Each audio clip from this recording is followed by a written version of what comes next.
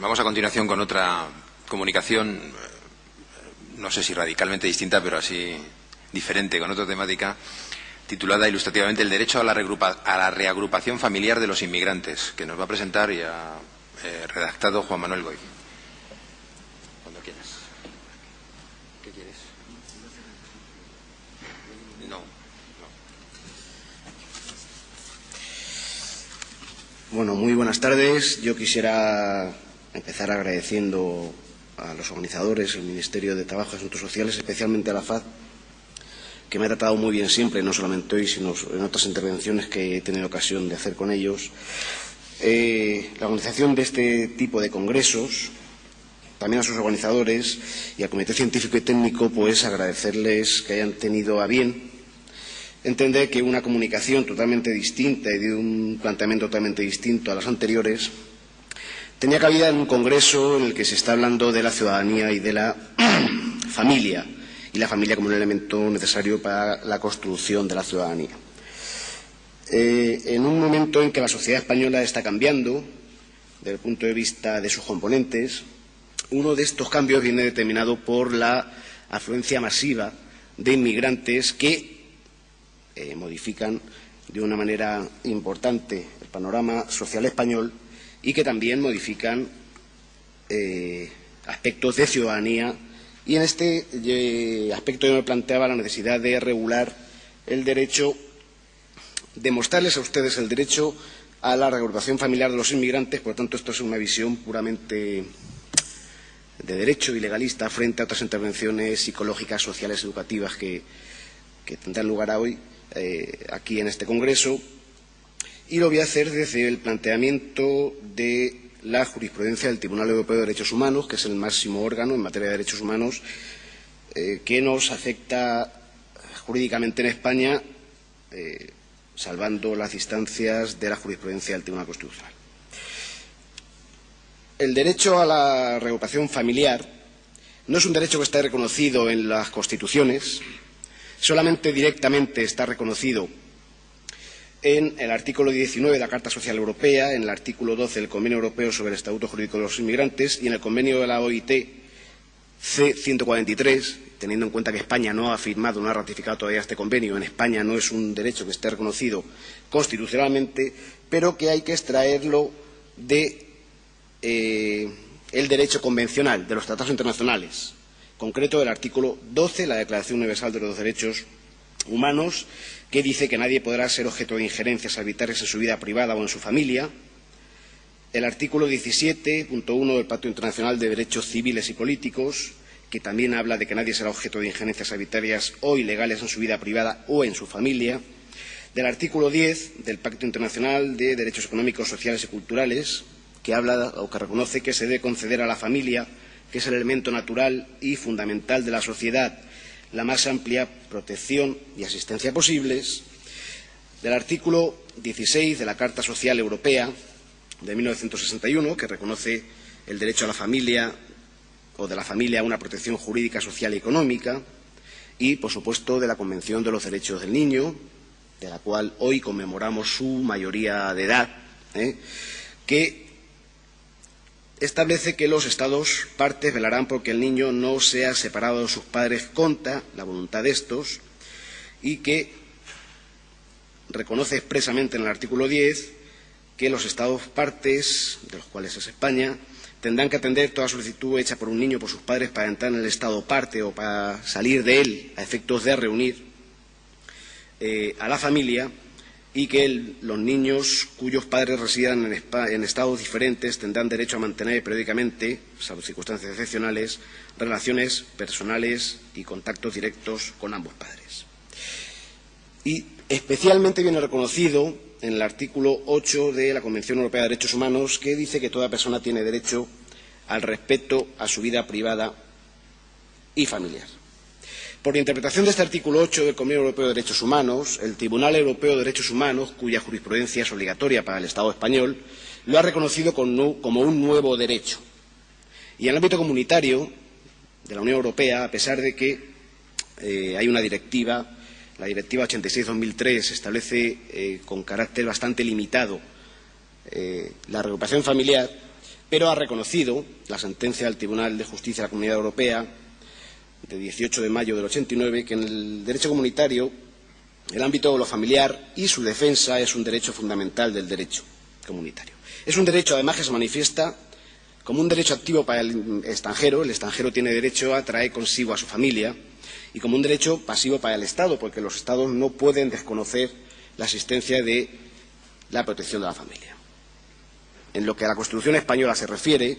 no deriva del derecho a la intimidad familiar del artículo 18, puesto que la intimidad familiar lo que protege en la Constitución es que dentro del ámbito de la familia se mantenga desconocidas determinadas actuaciones o actitudes y, sin embargo, sí lo podemos derivar indirectamente del artículo 39, que habla de la protección a la familia y al menor,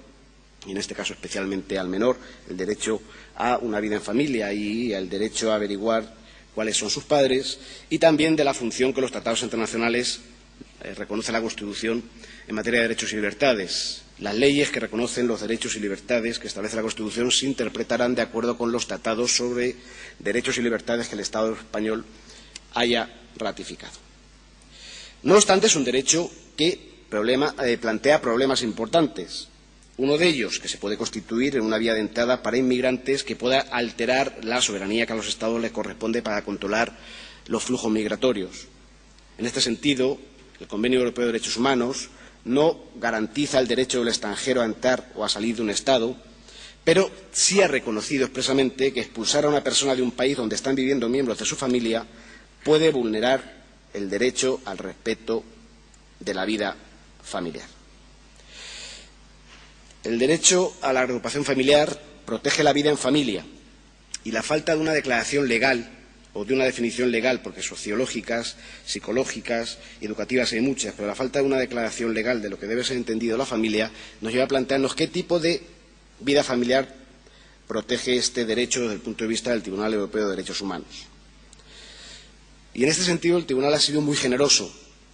porque lo que se protege es la existencia de un vínculo que es suficientemente amplio entre las personas concernidas en una familia, sin entrar en consideración de cuál es el número, volumen y el origen de esta familia. De tal manera que el Tribunal Europeo de Derechos Humanos protege el derecho a la vida familiar de las parejas, el vínculo que existe entre padres e hijos y el vínculo familiar que existe también con padres y hermanos, aunque desde luego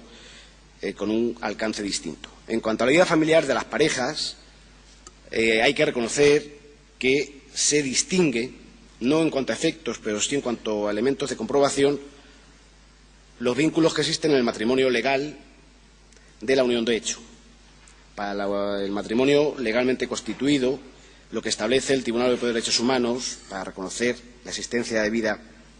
familiar es la efectividad de la vida familiar, lo cual se puede comprobar fácilmente si no existe una separación judicial. Y también la vida en común. En España, como consecuencia de las modificaciones legislativas recientemente sufridas por la legislación civil, también se acepta la vida familiar y, por tanto, el derecho a la reagrupación de los extranjeros en el caso de matrimonios homosexuales, hecho que difícilmente se va a producir si tenemos en cuenta que la legislación extranjera no reconoce el matrimonio entre personas del mismo sexo, salvo algunas excepciones en el ámbito de la Unión Europea, que queda al margen del contenido de esta ponencia. Lo que no admite la legislación española es la reagrupación de matrimonios polígamos, puesto que la poligamia no está reconocida legalmente en España. Con respecto a las uniones de hecho, para la determinación de la efectividad de la vida familiar, el Tribunal Europeo de Derechos Humanos ha recurrido a variables tales como la cohabitación duradera, la existencia de hijos, y también el Tribunal reconoce el derecho a la agrupación familiar en el caso de uniones de hecho entre personas del mismo sexo. En materia de vínculos por maternidad o paternidad, los tratados internacionales reconocen que desde el nacimiento del menor existe un vínculo familiar y para los padres y madres y para sus hijos estar en contacto representa un elemento fundamental de la vida en familia. El Tribunal Europeo de Derechos Humanos ha sido tan generoso que ha reconocido el derecho a la agrupación familiar entre padres e hijos, incluso cuando la relación entre los progenitores se ha deshecho legalmente, o de hecho, o bien también cuando no hay contactos regulares por causas ajenas a las voluntades de los padres o de los hijos, e incluso cuando ha sido reiterada la custodia a alguno de ellos, pero, sin embargo, el Tribunal establece que los menores y los padres tienen derecho a mantener contactos periódicos. El Tribunal Europeo también ha extendido el derecho a la reproducción familiar con progenitores y hermanos y hermanas. Lo que sí establece es la exigencia de unos vínculos especialmente estrechos y tiene en cuenta parámetros como la convivencia, la relación de dependencia, el contacto que se mantienen o la vinculación que entre familiares tienen con el Estado de acogida. En cuanto al contenido de este derecho, es un derecho que exige, evidentemente, la residencia legal del inmigrante y que se manifiesta como un derecho a reagrupar que tiene el extranjero que ha obtenido la residencia legal, como también el derecho a ser reagrupado por parte de aquellos familiares que se encuentran en el extranjero. En este sentido, el derecho a la reagrupación familiar limita la actuación del Estado a la hora de prohibir la entrada a determinados inmigrantes, puesto que existen vínculos familiares y, siguiendo los preceptos de la ley, no lo podrá hacer, y también a expulsar a determinados inmigrantes con los cuales existen unos vínculos determinados. Esto supone que se limita la actuación de los Estados, porque si bien es cierto que los Estados pueden controlar la entrada de inmigrantes, pueden determinar qué inmigrantes entran y cuáles no, una vez que ha determinado quiénes entran y quiénes tienen un permiso de residencia legal, los Estados deben de abstenerse, en la medida de lo posible, de romper los vínculos familiares y, en el caso de que se deban de romper, debe de minimizar los efectos teniendo en cuenta la edad, el vínculo que existe, el grado de dependencia y la vinculación y la situación de los inmigrantes en el país en el que se encuentran. De tal manera que toda limitación o injerencia a este derecho, que es reconocido por el Tribunal Europeo de Derechos Humanos, debe estar establecida por ley,